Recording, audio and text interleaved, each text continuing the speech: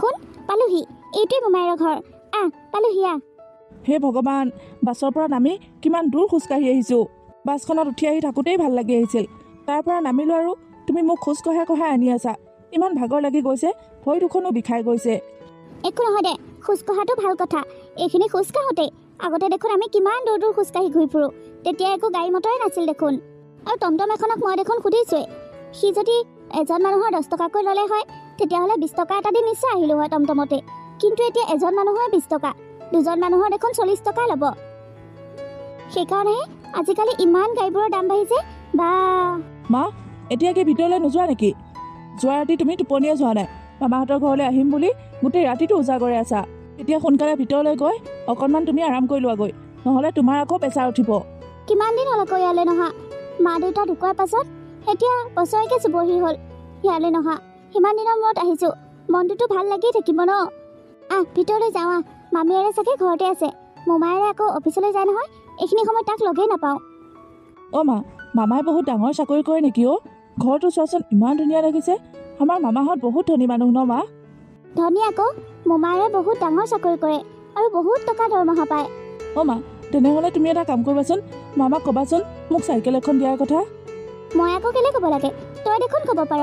বেলেগ নহয় নহয়, নিজৰ মোমায়েৰেহে 10 টকাত চাইকেল এখনৰ দাবী কৰিব পাৰ আকৌ।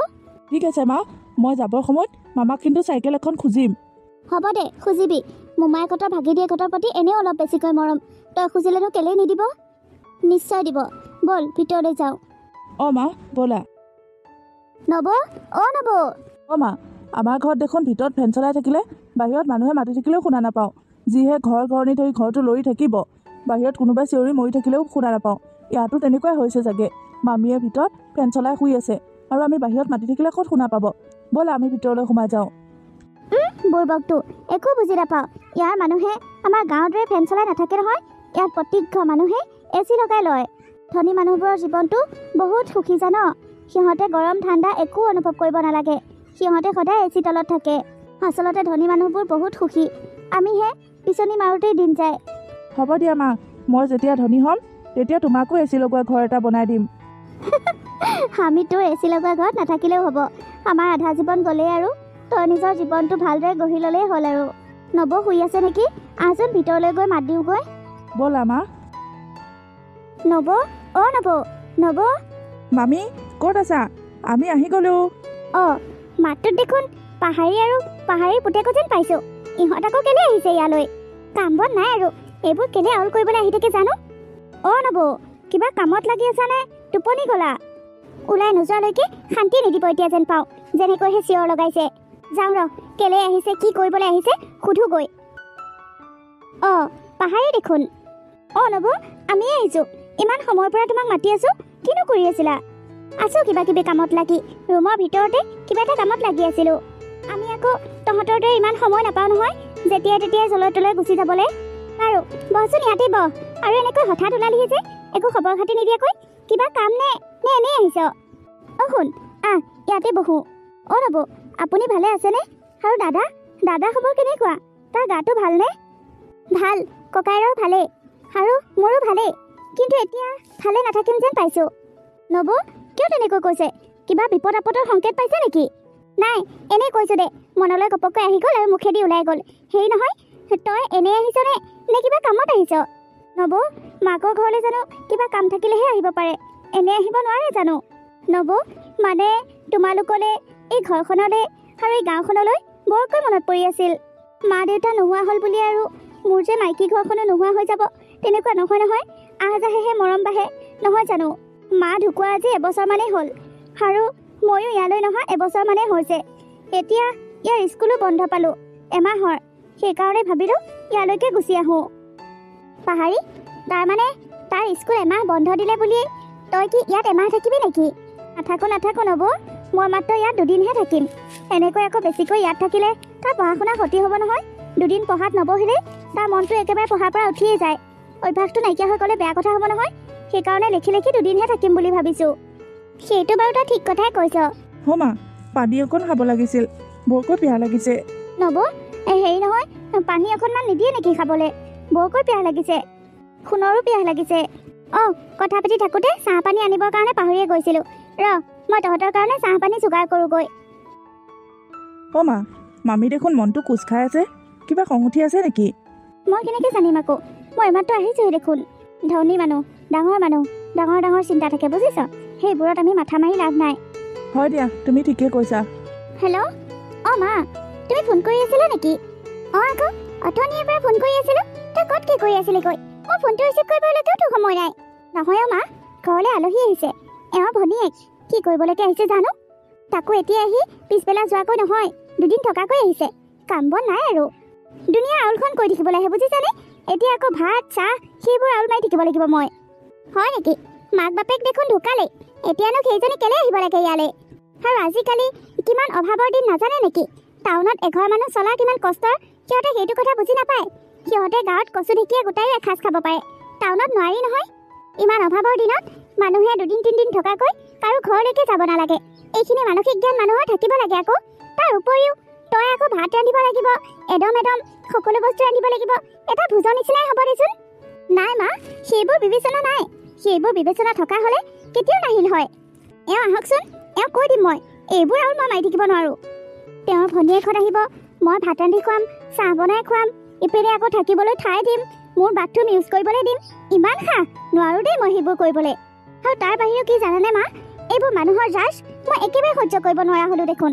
ঘৰটোত অকলে থাকি ঘৰত যদি দুটা মানুহ বাঢ়ে, মোৰ একেবাৰে মূৰটোৱে কাম নকৰা হৈ যায়। অ' মা, মামীয়ে দেখোন পানীখিনি আনিব যাওঁতে বৰ দেৰি কৰিছে।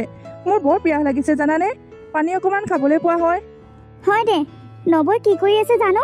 নবৈ চাগে আকৌ চাহ বনোৱাত লাগিলগৈ। মই পানীখিনি আনোগৈ ৰ। এনেওতো এখন মোৰ নিজৰে ঘৰ, ইয়াতেই মই 20-22 বছৰ কাল কটাই গৈছোঁ। নিজৰ ঘৰখনতনো পানীখিনি লৈ খাওঁতে কি ডাঙৰ কথা। ৰ, মই নিজেই পানীখিনি আনোগৈ। অ' মা, তোমাৰ জন্মস্থান ইয়াতে নে?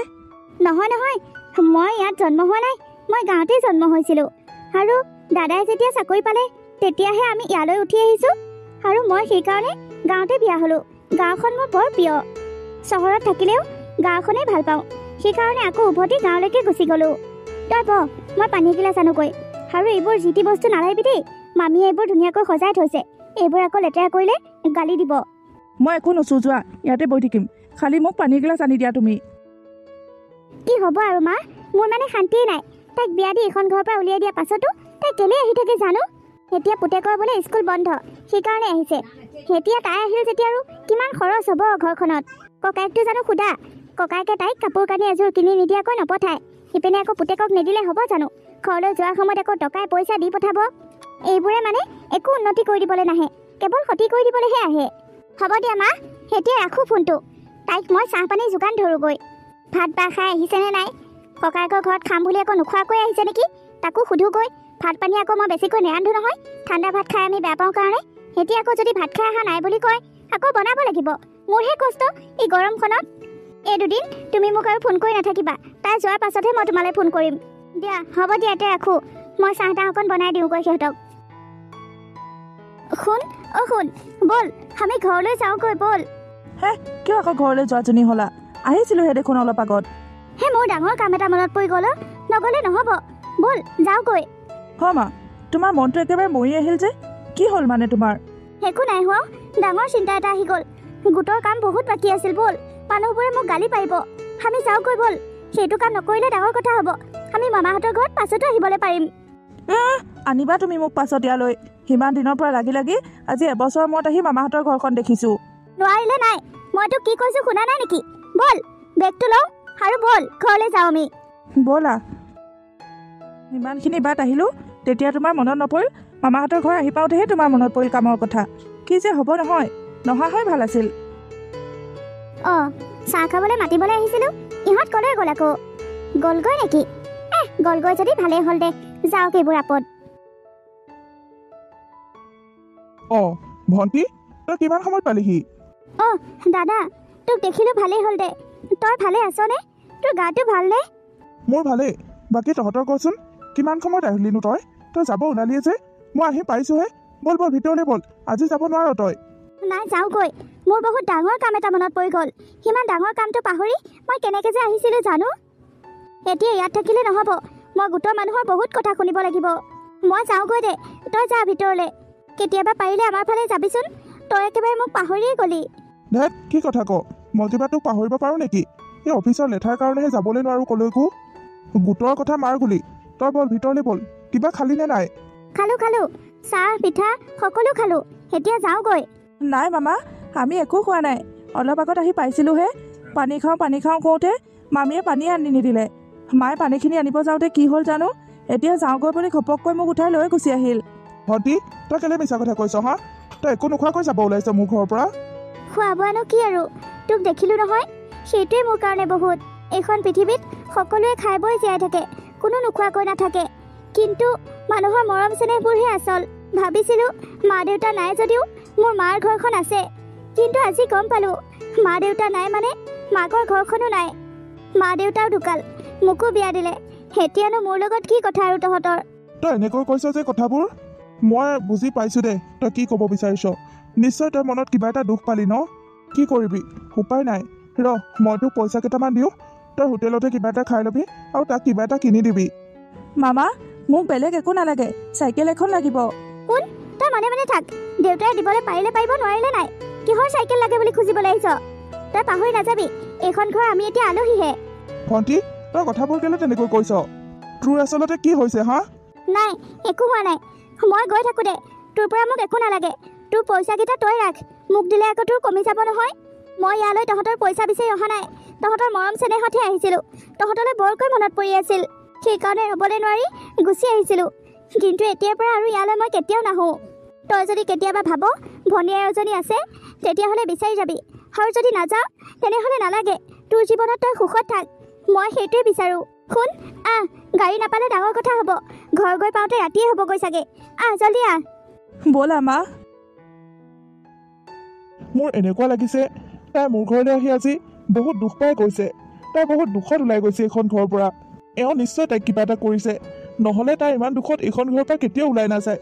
আৰু মা দেউতা নহ'ল বুলিয়ে তাইক এইখন ঘৰত কোনো সন্মান নকৰিব নেকি, কোনো মৰম নিদিব নেকি? এওঁ কি বুলি ভাবিছে? এওঁৰ লগত মই এতিয়া একো নালাগো, কিন্তু এই শিক্ষাটো যে মই এওঁক দিম, এইটো একেবাৰে খাটাং কথা। এইবাৰ বন্ধ পালে মই ভণ্টিহঁতৰ ঘৰলৈ যাব লাগিব। মোৰ বাহিৰে তাইনো আৰু কোন আছে, আৰু তাইৰ বাহিৰেও মোৰনো আৰু কোন আছে?